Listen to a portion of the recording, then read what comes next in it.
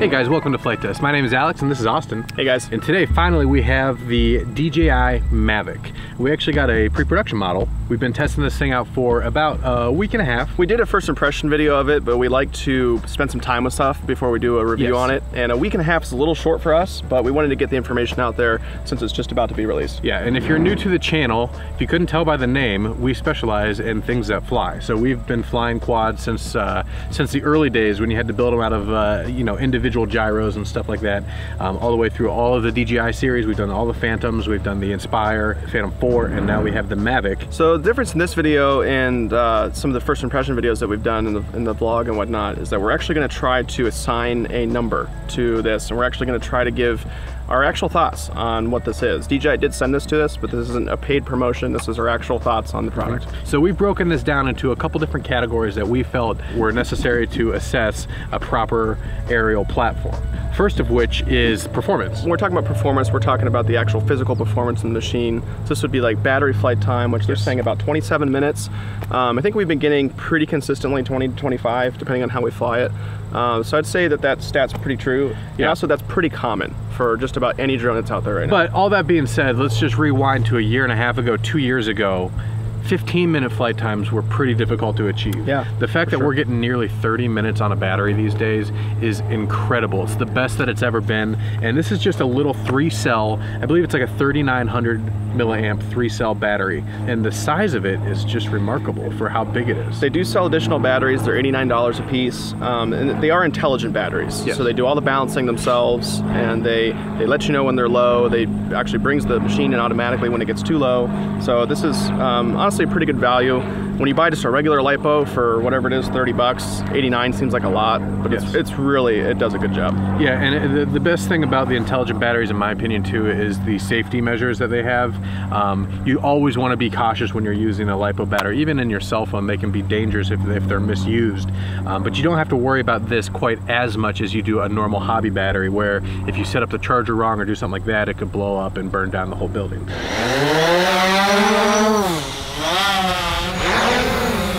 In sport mode, under ideal conditions, they say it goes 40 miles per hour. We did a side-by-side comparison 4K video, but we also tested it out in regular mode and sport mode, which one was faster, and it seemed as if the Mavic was actually faster in both modes. So we're here at Fury Field. We have both the Phantom and the Mavic in the air at the same time right now, and we have the Phantom positioned above the Mavic, and we're both shooting at 4K at 30 frames per second. We have all the camera settings set up the same. We're both shooting at 4K, 30 frames per second, 1/1000th of a second shutter speed. We're both in auto white balance. We're in regular mode, we're not in sport mode. Yep. So what we're gonna do is we're gonna give it full stick and go full speed in regular mode to see if there's any differences in the flight characteristics between the Mavic and the Phantom 4. All right, you ready? Yep. All right, ready, set, go. There they go. I'm just pinning the stick, right? I'm pinning the stick, yep. From the ground, it looks like they're about the same speed. Oh, there's somebody here. Are you there? Yeah. Oh wow, you're fast. So the Mavic is way faster in regular mode. I've been here for like 10 seconds. So yeah, that's interesting. Well, the Phantom 4 compared to the Phantom 3, they did dub down the controls a lot. Yeah. And with the Mavic, it seems that they punched those back up because the Mavic smoked it in regular mode. Why don't we switch it into sport mode now and see if there's any differences? And we're gonna pin the stick forward and see who goes faster. All right, you ready? Set, go. Dun, dun, dun, dun, dun, dun, dun, dun, dun. Did I miss? So I got a little bit of props in my shot. You see me in your frame yet? No. Dude, I don't think I'm gonna see you. I think I'm smoking you. No way, dude. My battery's low. I feel like my altitude's getting low, so watch out for me. Oh, jeez. We were really close. Dude, we almost hit each other. Did we? Yeah. When we tested it in sport mode, we were flying into the wind, and by the end of the straightaway that we were going on, the Mavic was actually catching up and almost passing it, which I thought was pretty impressive. And I think that has to do with it's a little bit better at penetrating through the wind because there's less surface area. I would say performance-wise, I'd give it a 10 out of 10. Yep. I mean, it is the longest flying, fastest, most stable flying quad that I think DJI has ever made. So the next category that we wanted to weigh on was portability.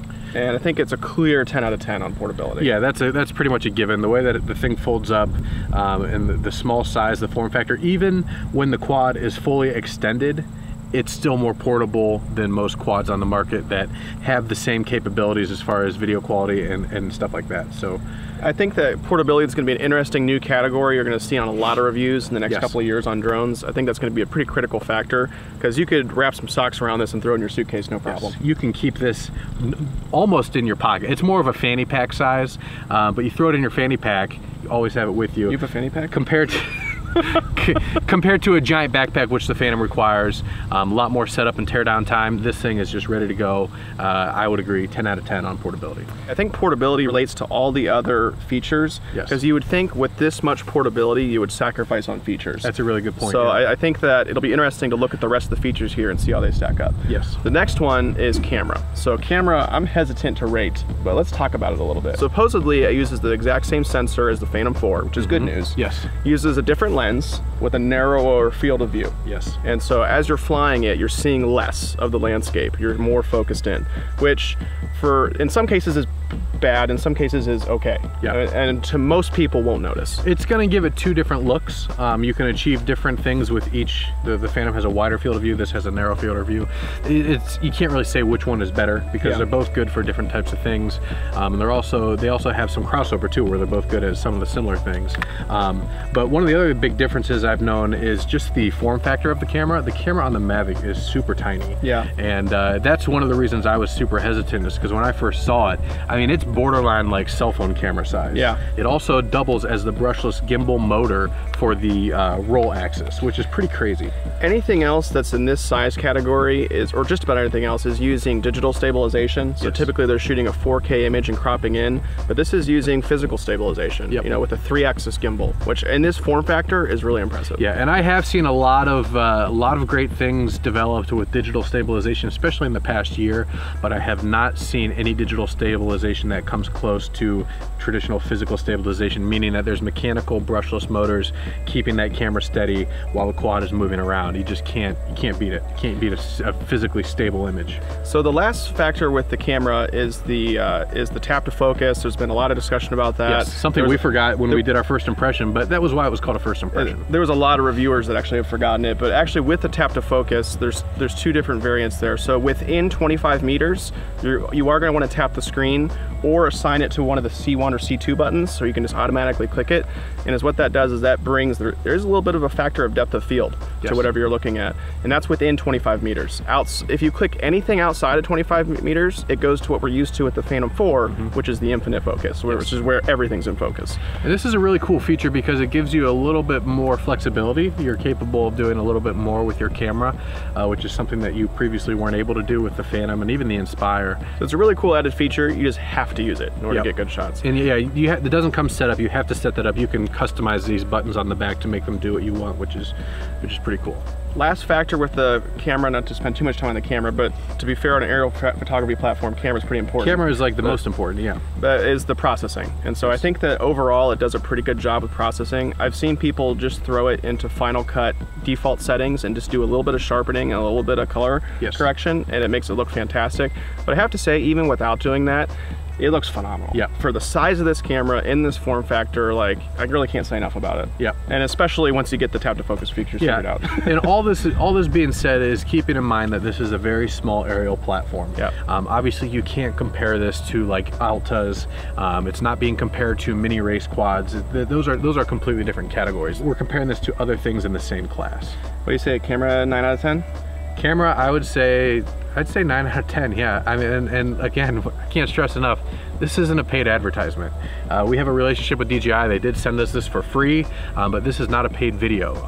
I think that they just have that much trust in their products. And that's one of the things I noticed is that we got one. There were a lot of other YouTube channels that not only either got one or had a first, hands-on before it has been released. And I think that's a testament to how far they've come with their product development and how much they trust their designs. And all of the ratings that we've given so far is pretty much in comparison to what we consider the gold standard so far for portable aerial cinematography, and that's been the Phantom 4. Yes. And also that, again, since we consider that the gold standard, you can also consider that in comparison to any others in that category. One of the other cool things with the camera is that it's so stable that you can do up to 8-second exposures, which is pretty cool. I don't know how they're pulling that off if there's some software involved. With a gimbal that's that small, that's really impressive. They can hold it that stable. Well, on a flying object, like typically that's like, you got to be steady even with a tripod to be able to do that. 8 seconds is a long time, but that's a pretty cool feature that I've never seen in any other drones. So next is the smart features. Yeah. There's a lot of features in here that we remember from the Phantom 4. Yes. So stuff like tap to fly was included.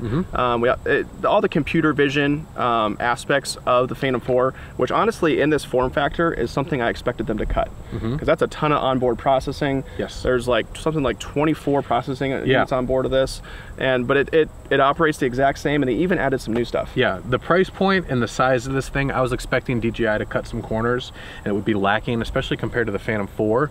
I would have thought that they would want to sell more Phantom 4s in the future, but apparently not, because I couldn't see why you'd buy a Phantom 4 in comparison to this thing. I agree. So yeah, the smart features, they work really, really well. You have tap to fly, where you can pick a point either above or below the horizon and tap, and the drone will just go in that direction. So the other ones are trace, spotlight, and profile. And so spotlight is basically, that's when it keeps you in the frame no matter what. Yeah. So the drone does whatever it has to do to keep you in frame. The profile is basically, it follows alongside your profile. So it's kind of like a cable cam that runs alongside of you. And the, what's the other one? Trace, that either flies in front of you or behind you, and it locks in that position. That's pretty cool. So useful, but if you're a decent enough pilot, you don't use those features a ton. Well, I think those are more if you're using it on a personal level. So if you're not going to shoot other subjects, yeah, you're at the park with your family and you're going on a walk and you want to just go on a walk with your family, and you don't even need to hold the controller and you don't need to worry about it. And that really is how well they work. We put it to the test. We tested all of the different features and they all seem to perform really well. And I think that's because this isn't new to the Mavic. This is something that DJI has been developing for quite a while now. They just happen to feature on the Mavic.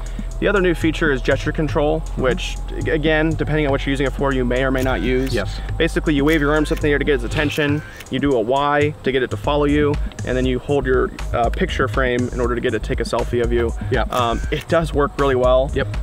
With the camera button on the controller, I'm not sure how much you would use that, but again, it's case-by-case basis. Yep. There's also something new to the Mavic that's called tripod mode. It's designed specifically for using indoors. So just imagine you want, a camera on a tripod maybe 10, 15 feet up in the air. Mavic's a great way to do that. You don't actually have to lug around a tripod with you. Yes. And it's super stable indoors. Super stable, yeah, and it has the downward vision positioning system, and it works the best I've seen, because the Inspire originally had it, and then the Phantom 3, the Phantom 4. This one works the best out of all three of them, in my opinion. So the other thing with tripod mode, which is a really cool feature in my opinion, is it dubs all of the speed down to 2.2 miles per hour, which is really, really slow, obviously. It's great for training, but the reason I like it is because it's great for really slow pan. You could almost do like a very slow slider time-lapse shot and speed it up, so it looks like it's actually sliding pretty fast, but everything's in super fast motion. It gives you more flexibility to get more dynamic shots, which I think is a really cool feature. So smart features rating, it has more smart features than any other drone on the market. Even the Phantom 4 has even more features, so it has to be a 10 out of 10, right? And they actually work really well. So I mean, yeah, I hate to just like I want to grade it bad on something. Yeah. We could have just made the title 10 out of 10, but then you guys wouldn't have watched it. That's true. But yeah, I think the smart features, they definitely are not for everybody, but for the person who's using it more on a personal basis rather than like a commercial use, I think you will get a lot of use out of these smart features, and they perform. They work really well. One of my personal favorite features of this thing is the controller. Look at this thing. I mean, it's incredibly small without sacrificing anything. It still feels really good. When you unfold it and you put the phone in there, it still feels like a full transmitter, and it works really, really well, and it also performs. So previous models for transmitters for DJI has used technology called LightBridge, and before that using just a simple Wi-Fi connection. This is using a new connection that's called OcuSync, and this allows you to fly up to 4.3 miles, they say, away, and still maintain a 720p connection, which is really impressive. That's crazy. We wouldn't recommend doing that, but it is capable of it. And while you're close round, which is what most people are going to do, it actually has a full 1080p downlink. And so that's, I think it's 160 millisecond latency, which is fairly low. That's definitely not like for HD. For HD, that's extremely low. And so I haven't had any issues with that. One of my complaints about Lightbridge was occasionally it does glitch out. When you're flying, you know, just for a half second or for a second, you'll lose it and it kind of falls down the screen. Goes pixely. It goes a little pixely. Screen, yeah. I have not had a single issue with this. Granted, I haven't tested it at 4.3 miles, but I have flown decently far away from myself, you know, at least a half mile here on this in this area with no breakup and no glitching whatsoever. So I think that people that are used to Lightbridge are going to love this new technology. Controller, I'd go again another 9 out of 10. Yeah. I think there is some small room for improvement, like the actual quality of the gimbals. They do feel really good, but I noticed they are made out of plastic and stuff like that. But overall, for the type of flying that you're going to be doing with something like a Mavic, it's more than enough, and I'd say 9 out of 10. The reason I would give it a 9 out of 10 is there's not, I know so many people want a real HDMI out. Even an HDMI mini would be nice, and there's a port on the bottom here. It looks like a USB port. I don't know if that could be, an adapter could be made for that or not, but a lot of people want to use their own goggles. Yes. DJI is coming out with their own set of goggles, what I assume would plug into this. I'd hope so. But yeah, an HDMI out. Do that on the next one. Yep. So something that the Phantom, we were familiar with the Phantom, is you were able to live stream to Facebook. Same thing with this, you can live stream to Facebook, and I've actually been seeing some friends do that. Yep. So something they've added is YouTube streaming, and also Periscope streaming. Nice. So now you can stream on any of the top 3 streaming platforms, which I assume we're going to be trying that a little bit today. Yeah. And if you guys haven't yet, check us out on Facebook and Periscope. We do live streaming often, not only from the Mavic, but also behind the scenes stuff. Make sure you check it out.